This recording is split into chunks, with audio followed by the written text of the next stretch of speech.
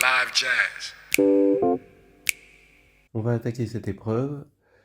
Mathématiques A, École Polytechnique ENS 2025.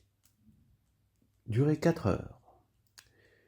Bon, comme d'habitude, n étoile, C, les espaces vectoriels sont tous sur C de x l'anneau des polynômes, x c'est indéterminé, C, parenthèse x, le corps des fractions rationnelles, les matrices, bon, GLM, M indice M de C, on est toujours sur C, 0, la matrice nulle, la matrice identité, les matrices diagonales par bloc, les notations, la diagonale de lambda 1 jusqu'à lambda S, oui, la matrice de Jordan, le bloc indécomposable de taille R ici, voilà, bon, avec une petite précision sur les... oui, J1 et la matrice nulle, ça c'est bien de le mettre parce que des fois les gens ils mettent pas ça.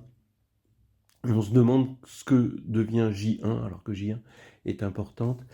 Une matrice est dite diagonale par bloc de Jordan, bah oui, avec des blocs diagonaux qui sont des blocs de Jordan, identité de V, et les espaces vectoriels, bon, c'est toujours pareil, j'aime mieux que les espaces vectoriels, ils s'appellent E, et les sous-espaces vectoriels, ils s'appellent F, parce que E c'est espace, alors que V c'est vector space. J'aime bien regarder les films en version originale. Objectif et structure du problème. Donc, premier objectif, une matrice nilpotente est semblable à une matrice diagonale par bloc dont les blocs diagonaux sont des blocs de Jordan. Ouais, avec unicité quand même. Et le concepteur est modeste. Une fois ce théorème établi, on démontre la version graduée. Voilà. Et ce résultat va être appliqué sur des carquois en quelque sorte. Enfin, dans la partie 6, version graduée, encore une fois. Donc c'est une deuxième application pour classer les couples de matrices rectangulaires à équivalence simultanée près. Très très joli. Question préliminaire. Alors, soit V un espace vectoriel de dimension finie, H un endomorphisme de V, W un sous-espace stable par H, HW l'endomorphisme de W induit par H, c'est-à-dire HW qui va de W dans W, qui a V donne H de V, bon bah oui, montrer que si H est diagonalisable, alors HW est également diagonalisable. Alors, H c'est un endomorphisme de V et W un sous-espace vectoriel de V, stable par H. Alors, donc ça veut dire qu'il y a un induit, H est diagonalisable, oui, alors si H est diagonalisable, c'est bien connu, hein, là j'ai presque rien mis parce que c'est du cours. Si H est diagonalisable, H est annulé par un polynôme sin des simples sur C, hein, on est sur le corps C. Donc, qui peut le plus peut le moins, HW, c'est H finalement, juste qu'il est restreint à W, qu'il est induit sur W, donc il est annulé aussi, il va vérifier la même chose, puisque c'est le même endomorphisme, mais juste restreint. Donc il va être annulé par le même polynôme que petit h. Et donc il est annulé par un polynôme sin des simples, et ça c'est un critère de diagonalisabilité. Donc HW est diagonalisable également. 2. Un invariant matriciel. Pour une matrice carrée et un entier naturel K non nul, on pose delta K de M égale moins dim de ker de M K-1 plus 2 dim de ker M K moins dim de ker M puissance K plus 1. Petit a, démontrer que si deux matrices carrées M et M' sont semblables, alors delta K de M est égal à delta K de M' pour tout K. Alors, on a cette formule pour delta K de M, et on va voir que delta K porte bien son nom tout à l'heure. Si M et M' sont semblables, alors M'K et Mk sont aussi semblables. Ça c'est facile parce que M' c'est Pm P-1 ou P est dans GLN. Ensuite, du coup, m'k, c'est égal à pmp-1 puissance k, bien sûr. Et on a une élimination, quand on développe ça, on a une élimination de p-1 avec p. C'est une espèce d'élimination en cascade, si vous voulez. Et donc, ça nous fait au final pmk, p-1. Bien. Donc, on a bien mk et m'k semblables. De plus, si n et n' sont semblables, d'accord, j'affirme que ker de n' égale p ker de n, où p c'est la matrice de passage qui passe de n à n'. Alors p ker de n, c'est l'ensemble des px où x parcourt ker de n. Alors comment on démontre ça? C'est une double inclusion.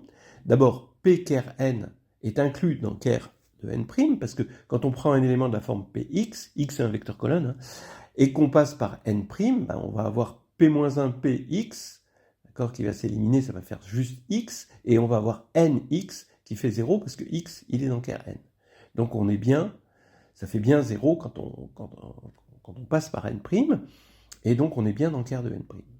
Mais c'est là où c'est des trucs que j'aime bien, parce que l'inclusion inverse provient de l'inclusion. Pourquoi? Parce que je vais appliquer l'inclusion inverse en remplaçant n par n' et p par p-1. Parce que d'après ce qu'on vient de voir, comme on a p-1 n', p est égal à n, on va avoir p-1 ker de n' est inclus dans ker n. Et donc ker n est inclus dans p ker n. On a l'inclusion inverse. Très bien. Maintenant, on a la dimension égale, puisque ici, on va avoir que le noyau de n et le noyau de n' ont même dimension.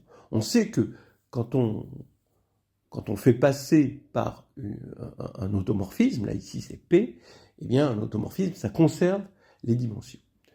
Donc on a ceci, et donc si m et m' sont semblables, eh bien delta k de m' est égal à delta k de m. Alors ça c'est un bilan de la question de A ici, parce que ici les m puissance k-1, k et k plus 1, avec m' ça va être semblable, donc du coup les noyaux vont être de même dimension, et donc du coup delta k de m est égal à delta k de m'. Petit b, soit R un entier naturel non nul. Vérifiez que pour tout entier K non nul, delta JR vaut 1 si K égale R et 0 sinon.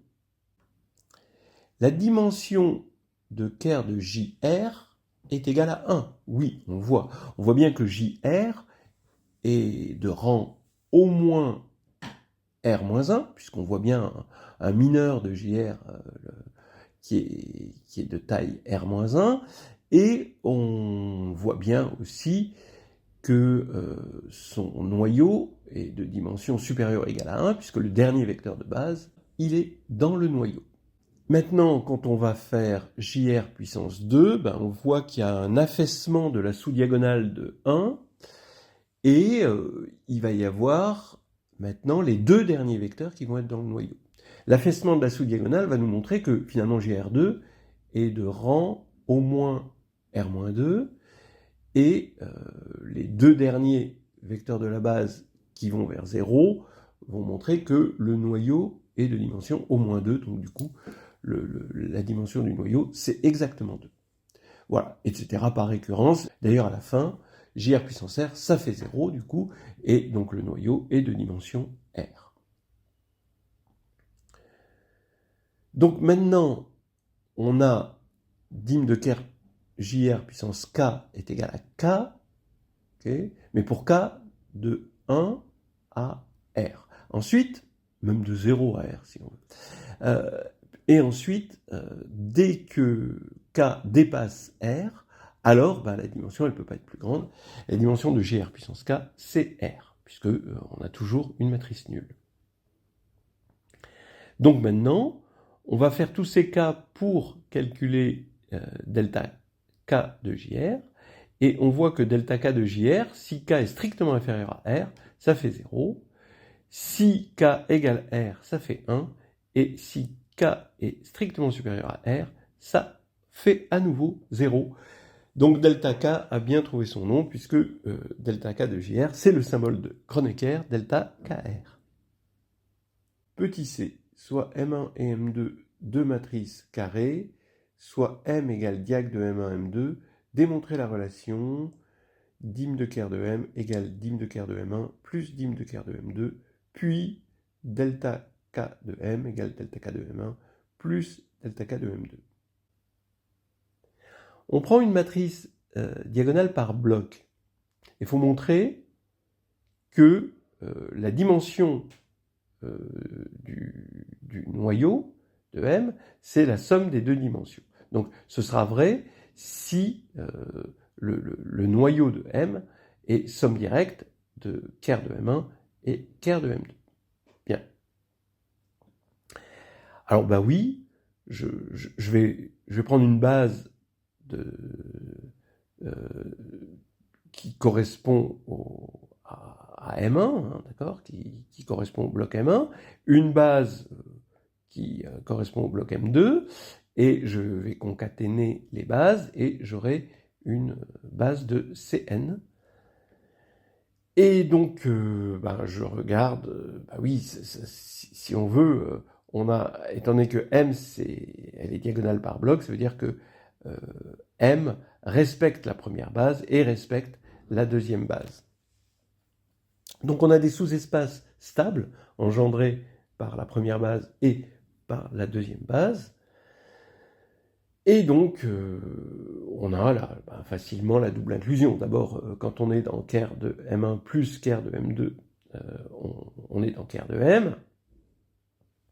Et réciproquement, quand on est dans ker de M, on prend un vecteur V dans ker de M, étant donné que on le développe on l'écrit dans V1 plus V2, cet élément de ker de M, et comme V1 et V2 sont des espaces stables, eh bien, on voit que si on écrit petit v, l'élément de ker de M, il s'écrit V1 plus V2 avec V1 et V2, respectivement, dans ker de M1 et ker de M2.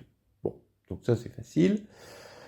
Et pour le calcul standard des produits de matrices diagonalisables, nous disent que M1 puissance K est égal à la diagonale de M1 puissance K et M2 puissance K. Tout ça nous dit que delta K de M, c'est delta K de M1 plus delta K de M2, c'est vraiment direct.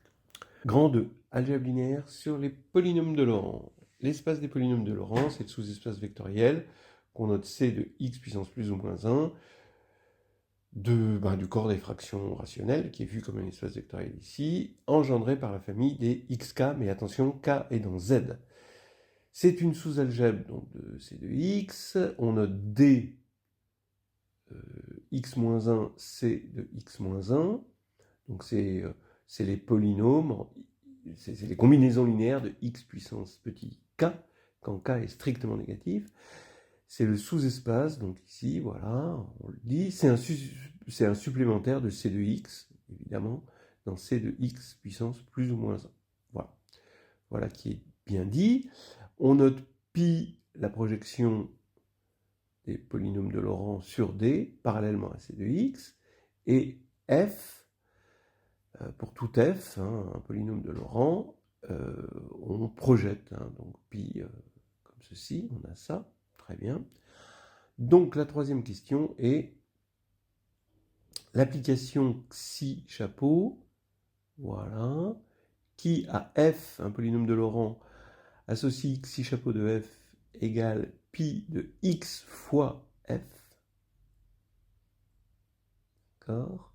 Et on va noter xi tout court, on va dire l'induit, ou la restriction de xi chapeau à d, qui va devenir un endomorphisme ici.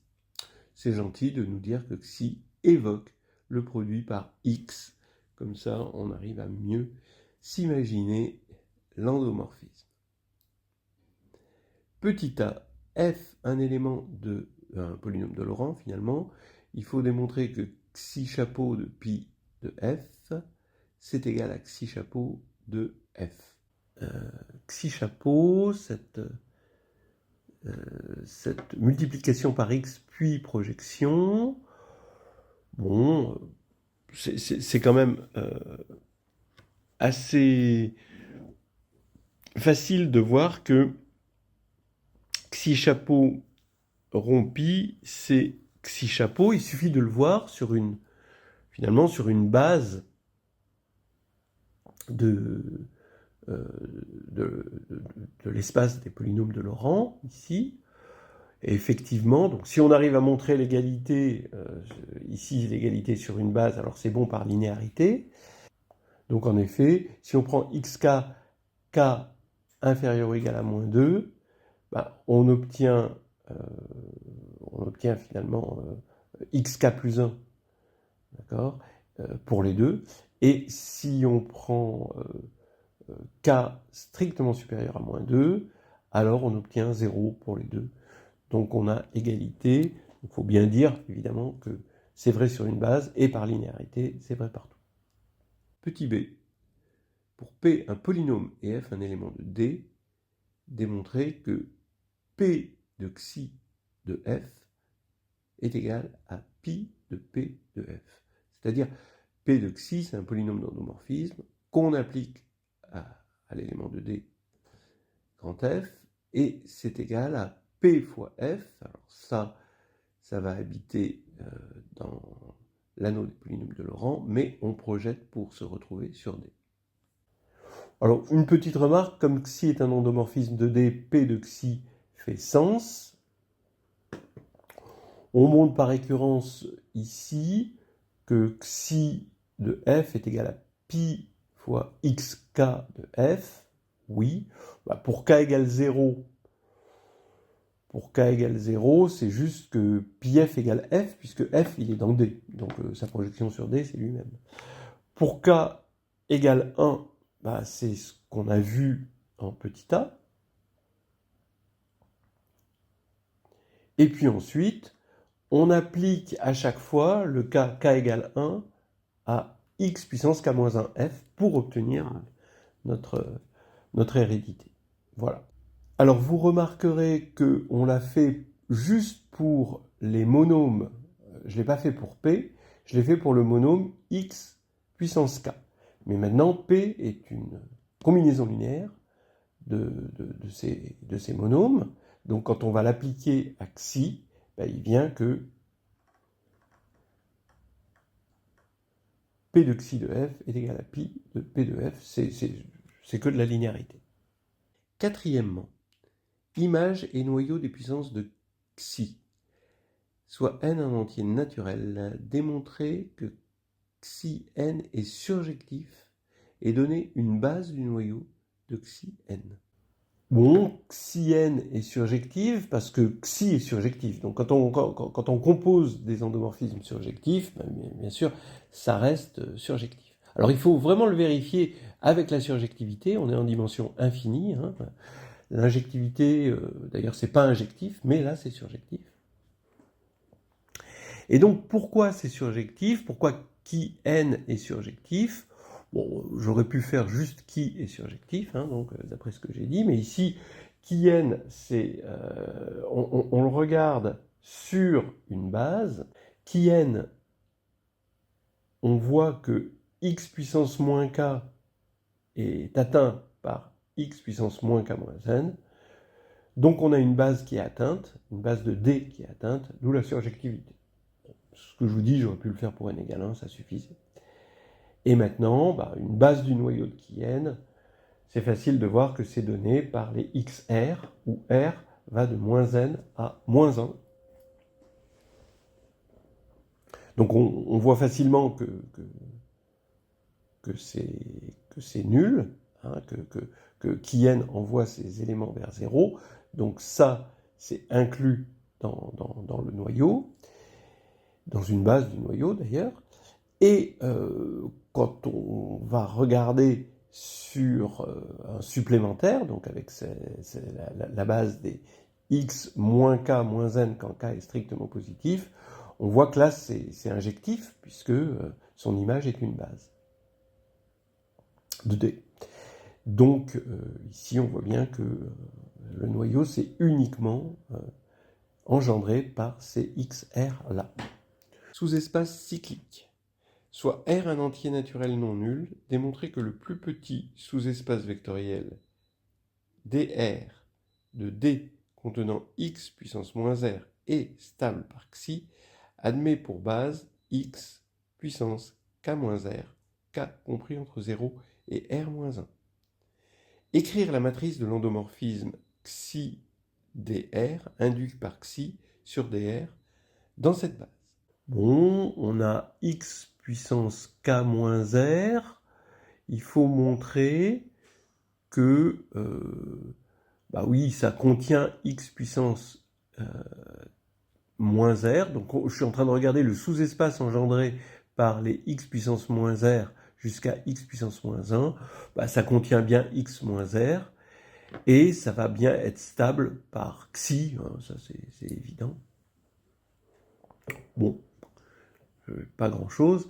Inversement, si on a un sous-espace stable par xi et qui contient x moins r, bah, il va contenir forcément x moins r, il va contenir x moins r plus 1, puisqu'il est stable par xi et qui contient x moins r, etc., jusqu'à x moins 1, hein, puisque ce sont les images successives de x moins r par xi.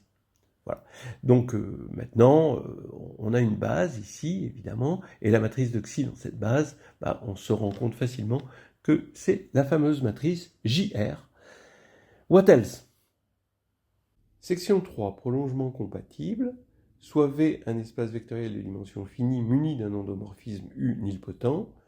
On suppose qu'il existe un sous-espace vectoriel W de V stable par U et une application linéaire phi de W dans D telle que xi rond phi est égal à phi rond UW.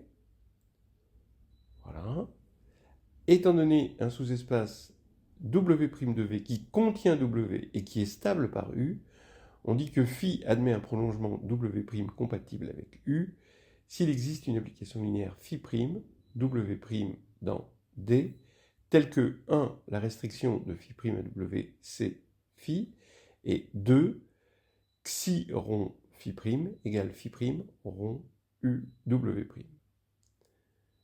Le but de cette partie est de démontrer que phi admet un prolongement à V compatible avec U. Alors effectivement, ça a un sens, un prolongement à V, puisqu'il suffit de poser W' égale V.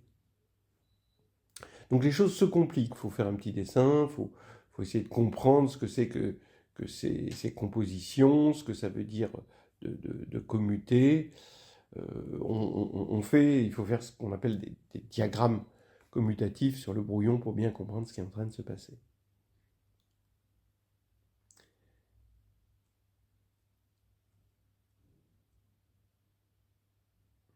Sixièmement, donc dans cette question, on suppose que W est strictement inclus dans V et on fixe un vecteur V, petit v, de grand V, qui n'appartient pas à W. Petit a, vérifier que l'ensemble I, l'ensemble des P, des polynômes P de C de X, tel que P de U de V appartient à W, est un idéal de C de X. Alors, il faut montrer que I, ici défini comme ça, est un idéal. Bon, bah, il contient 0, ça il faut le dire en premier. Oui, puisque 0, ici, ça va donner 0, et 0 est dans W, puisque W, c'est un sous-espace. Donc, I est déjà non vide. Maintenant, quand je vais faire P plus Q, il faut montrer que c'est stable par l'addition. P plus Q de U de V, ben c'est P de U de V plus Q de U de V. Et donc, comme là, on est dans W, là, on est dans W, W est un sous-espace, donc c'est encore dans W, donc c'est stable par plus. Et maintenant, il faut montrer que c'est stable par multiplication par n'importe quel polynôme Q. Donc, on a P dans I. Et maintenant, QP, ben, QP de U de V, c'est Q de U de P de U de V. J'ai oublié une parenthèse d'ailleurs. Il manque une parenthèse. Bah, oui, alors bah, P de U de V, il est dans W par définition. Et W est stable par U. Donc il est stable par Q de U, hein, d'accord, par itération. Et donc on est encore dans W. Donc ça veut dire que QP est encore dans I. On a bien globalement que I est un idéal. Petit b, démontrer qu'il existe un entier naturel n tel que x puissance n appartient à I. En déduire que I est engendré par le monôme x puissance r pour un entier naturel R convenable que l'on ne demande pas de préciser. Alors, on sait que U est nilpotent, donc disons U puissance n égale 0, ça veut dire que x puissance n est dans I maintenant, hein, puisque x puissance n va vérifier, ici, comme on aura 0, avec x pour p égale x puissance n, eh bien, on sera bien dans W, donc x puissance n est dans I. Donc, si on choisit, on appelle P un générateur de l'idéal principal I, puisque I est principal, ça veut dire que Xn est multiple de P. Donc P divise Xn, donc bon, on peut toujours prendre un générateur qui est unitaire, ça c'est bien connu, et donc forcément on a un diviseur unitaire de x puissance n, il ne peut être que de la forme x puissance r. Petit c, soit W' le sous-espace de V défini par W' égale l'ensemble des P de U de V plus W, où P parcourt C de X et W parcourt W. Vérifiez que W', bon alors on admet que c'est un sous-espace, hein, manifestement.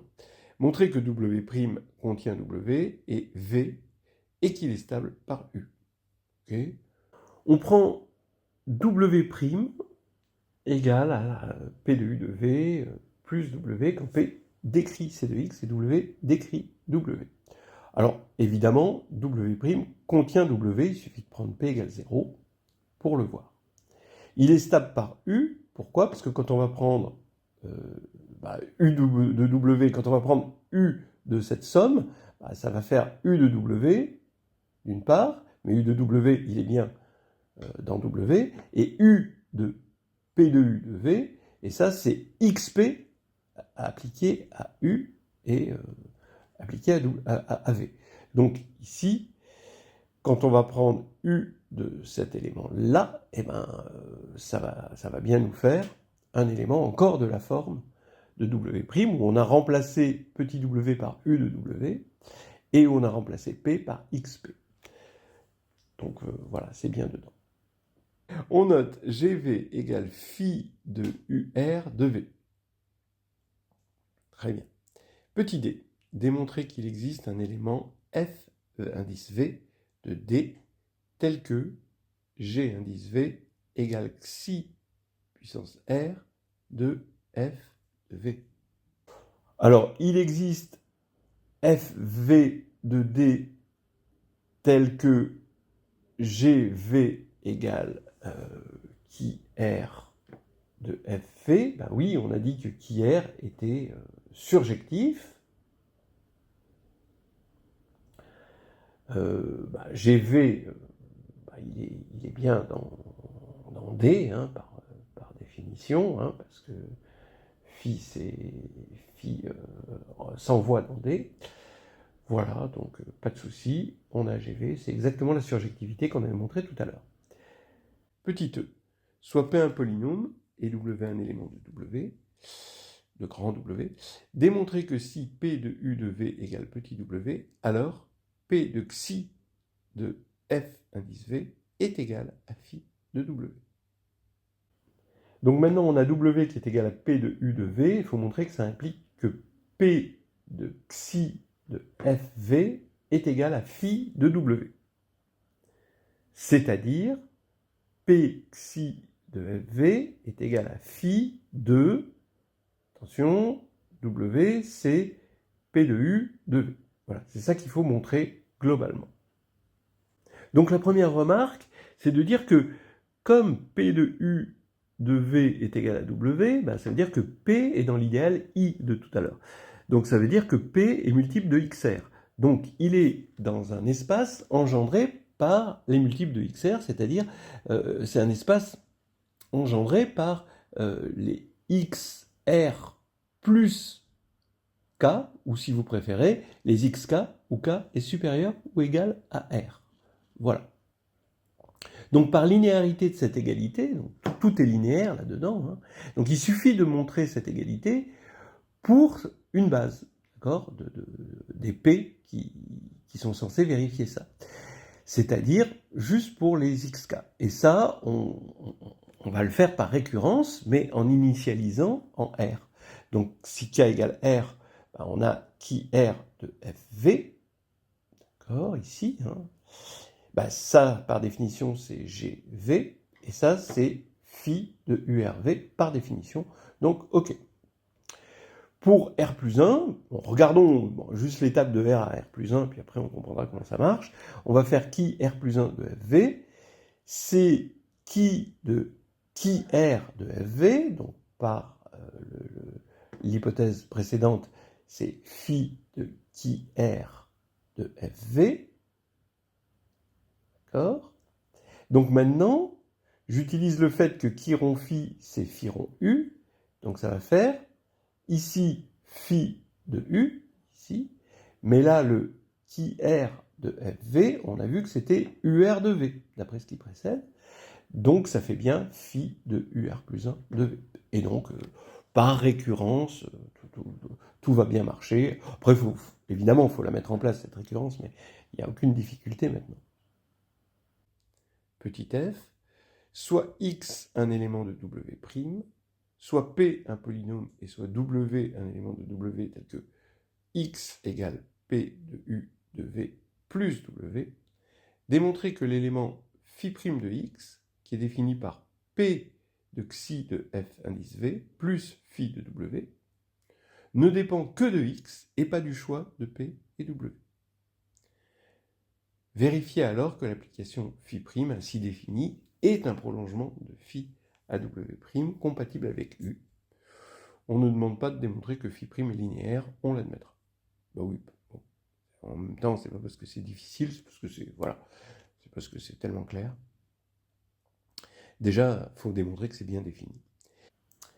Alors, là, on arrive vraiment à la première question difficile, parce que le problème commence à se charger en hypothèse, à se charger en résultat, et F commence à être difficile. C'est la première question, on va dire, complexe, où il faut, pas vraiment difficile, mais vraiment complexe, dans le sens qu'il faut décomposer des tas de choses. X appartient à W', et on va définir... Hein, puisque x, on sait qu'il se décompose comme ça, mais attention, pas de façon unique. On va définir phi' de x comme étant P de xi de FV plus phi de W. Il faut montrer que ça définit un prolongement compatible. Alors, le fait que ce soit bien défini, ça c'est important. Donc, je suppose que j'ai deux décompositions, comme ceci, avec des polynômes et des éléments de W, et il faut montrer que le phi' de x obtenu, il est le même. Donc ici, on a, bien sûr, par linéarité, P1 moins P0 de xi de FV, plus W1 moins W0, qui est égal à 0. Et donc, d'après ce qui précède, d'après ce qu'on a démontré tout à l'heure par récurrence, on a P1 moins P0 de qui de FV, qui est égal à phi de W1 moins W2. Et donc, par linéarité, ça nous fait P1 de qui de FV plus phi de W1 est égal à P0 de qui de FV plus phi de W0. Ce qui correspond exactement à ce qu'on voulait, c'est-à-dire que c'est comme ça qu'on définit phi' de x, et les deux décompositions nous fournissent une cohérence dans la définition de phi' de x, et c'est cette cohérence qu'on appelle être bien définie. Bon, le fait que c'est un morphisme, c'est clair, et on nous avait rien demandé, on nous a dit qu'on pouvait l'admettre.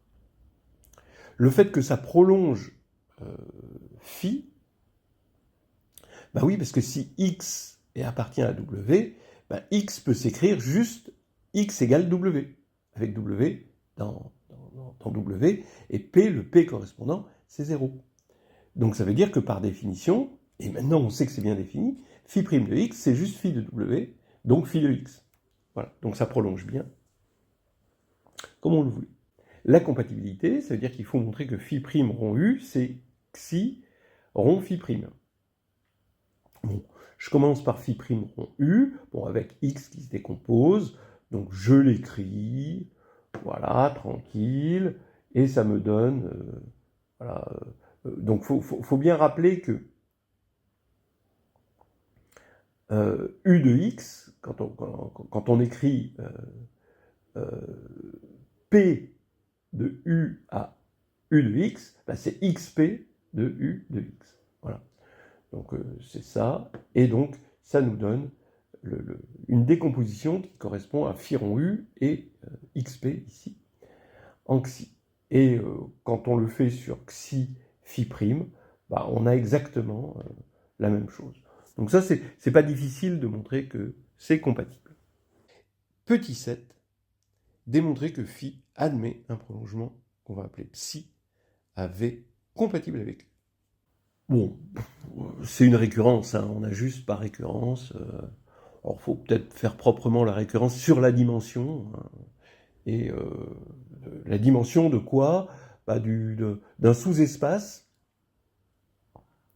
W', d'accord, sur lequel on peut obtenir ce prolongement compatible. Et donc, il y a une récurrence et on arrive à la dimension de V, donc on arrive à obtenir un prolongement compatible sur V. Bon, ça, il n'y a rien de compliqué à la 7. On attaque la section 4, théorème de décomposition pour les endomorphismes nilpotents. En gros, ça va être ce qu'on appelle le théorème de Jordan.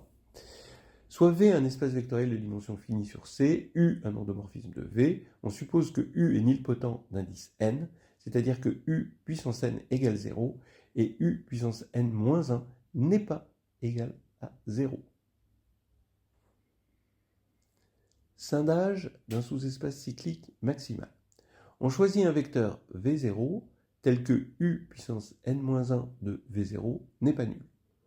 Entre parenthèses, on pourrait préciser que ce vecteur V0 existe bien, sinon on aurait U puissance n-1 qui est égal à 0. Petit a, vérifier que la famille V0, U de V0 jusqu'à U puissance n-1 de V0 est libre et que le sous-espace W qu'elle engendre contient V0 et est stable par U. Écrire la matrice de l'endomorphisme induit UW dans cette base. Alors, oui, V0 jusqu'à UN-1 de V0, ça fait une base. En fait, on écrit, ça fait une partie libre en tout cas, et une base du sous-espace qu'elle engendre. Regardez, on écrit, il suffit de montrer qu'on a une partie libre, donc ici on écrit une combinaison linéaire, et on commence par la passer par U puissance n-1. Et si on la passe par U puissance n-1, bah, étant donné que U puissance n-1 V0 est non nul, et que les autres puissances supérieures sont toutes nulles, eh bien, on va avoir alpha 0, U puissance n-1 de V0 est différent de 0, donc alpha 0 égale 0. Et ensuite, une fois qu'on a ça, une fois qu'on sait que alpha 0 égale 0, on va passer par U puissance n moins 2. Voilà.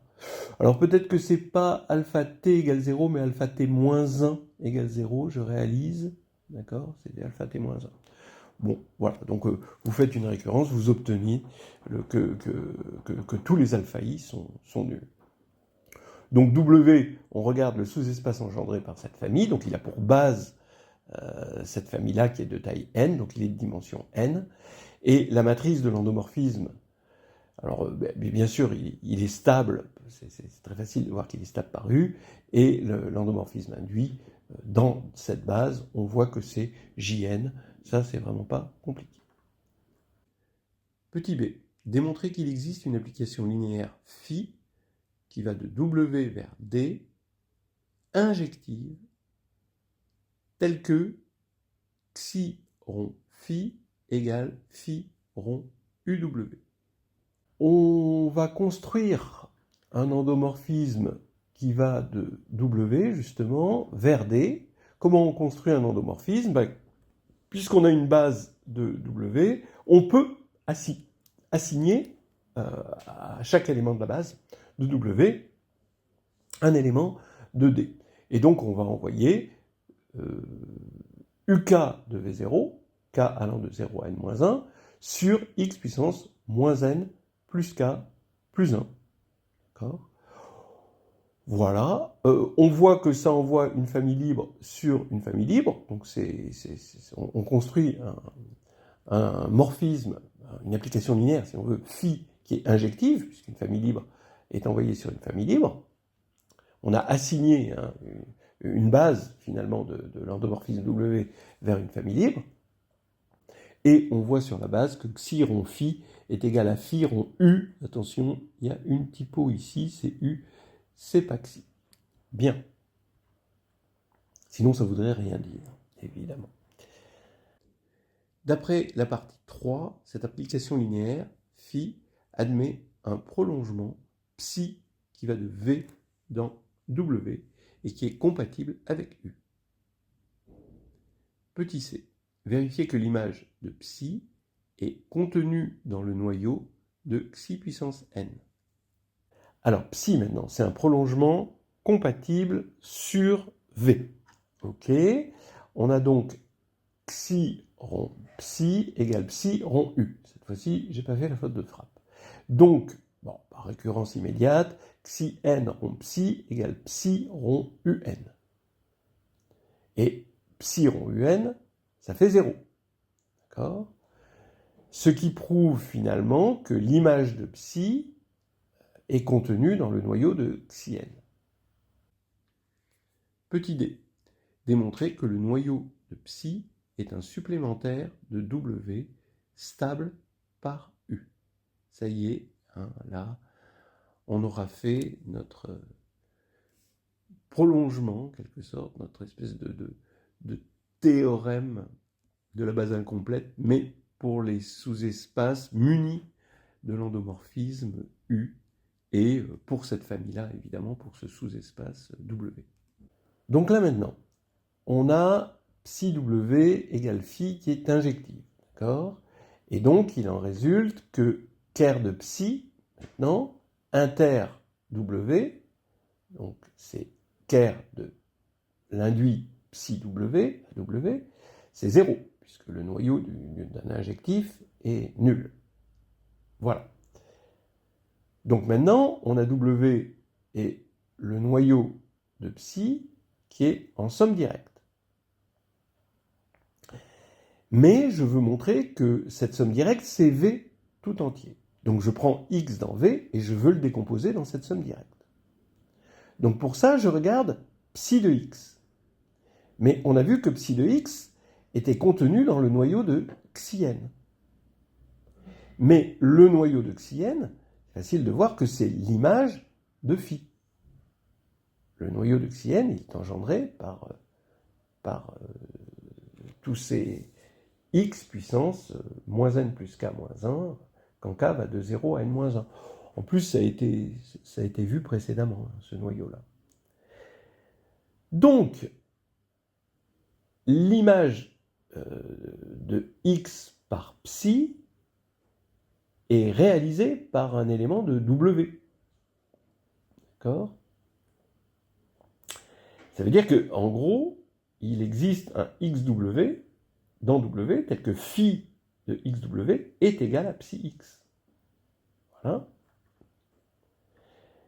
Mais phi de xw, c'est par prolongement psi de x. Donc ça veut dire que xw, x moins xw, il appartient à ker de psi. Et donc on a notre somme directe. Puisque x va être égal à xw plus un élément de ker de psi. Voilà. Et là, on a bien avancé. 9. Théorème de décomposition, existence. Soit U un endomorphisme nilpotent d'un espace vectoriel V de dimension finie, il est montré qu'il existe une base V un entier naturel S et des entiers naturels non nuls, R1 plus grand que, etc., jusqu'à RS, dans laquelle la matrice U est diagonale par bloc et dont les blocs diagonaux sont les blocs de Jordan JR1 jusqu'à J indice RS, de taille respective R1 jusqu'à RS. Alors, non seulement on a obtenu un supplémentaire de W, mais ce supplémentaire de W, c'est quart de psi, et il est stable par U. Alors pourquoi? Parce que psi rond U, c'est psi rond psi. Quand on va prendre un élément de quart de psi, appelons-le x par exemple, et on va faire U de x, je vais vous montrer que c'est encore dans quart de psi, donc je vais faire psi rond U de x, donc ça fait xi rond psi de x, mais psi de x ça fait 0 parce que x est dans le noyau, donc ça fait bien 0. Donc on a un supplémentaire qui est stable par U, et donc maintenant, voilà quoi, par récurrence sur la dimension, maintenant j'ai, comme W est de dimension non nulle, ici j'ai une dimension strictement plus petite, sur lequel un espace sur lequel je vais pouvoir appliquer une récurrence, et je vais avoir une décomposition de V en sous-espace U stable de la même forme que W, c'est-à-dire muni d'une base dans laquelle U s'écrit comme une réduite de Jordan. Voilà. Donc là maintenant, ça y est, c'est terminé. Hein. C'est juste une récurrence. On avait déjà un premier bloc de Jordan. On va avoir un noyau qui va être U stable dans lequel on sait trouver une base par récurrence telle que U, l'induit de U à ce noyau possède une forme de Jordan, hein, d'accord, telle que U dans cette base va être diagonalisable par bloc de Jordan, et donc on a notre récurrence, c'est vraiment direct. Question 10, théorème de décomposition, unicité de la taille des blocs. Démontrer que le nombre S et les tailles des blocs R1 jusqu'à RS qui apparaissent dans la question 9 ne dépendent que de U et pas du choix de la base. Voilà, on suggère d'utiliser la question 2, c'est bien gentil de le dire. Et là, on va appliquer ce qu'on avait vu précédemment pour dire que le nombre de blocs de taille T, delta T de U, eh bien, donc delta T de U, alors attention, c'est pas tout à fait delta T de M, mais ça revient au même. Ça veut bien dire quelque chose, delta T de U, parce que deux matrices semblables ont même delta T. Donc je peux l'appeler delta T de U, ça ne dépend pas de la base dans laquelle on choisit d'écrire la matrice de U. D'accord ? Ça, c'est peut-être important de le remarquer. Donc j'ai cette formule. Je peux remplacer M par U sans que ça dépende d'une base. Et maintenant, d'après ce qui précède, delta T de U, c'est simplement le nombre de blocs de taille T, puisqu'à chaque fois on va avoir 0 dès qu'on aura un bloc de taille strictement inférieure à T ou strictement supérieure à T, d'après ce qu'on a vu, et 1 dès qu'on a exactement un bloc de taille T. Donc le nombre de blocs de taille T, c'est delta T de U, qui, lui, ne dépend pas de la base choisie. Tout ça, ça a été fait précédemment. Voilà, allez, on va s'arrêter là, et on reprendra. Il y a encore plein de pépites dans la suite.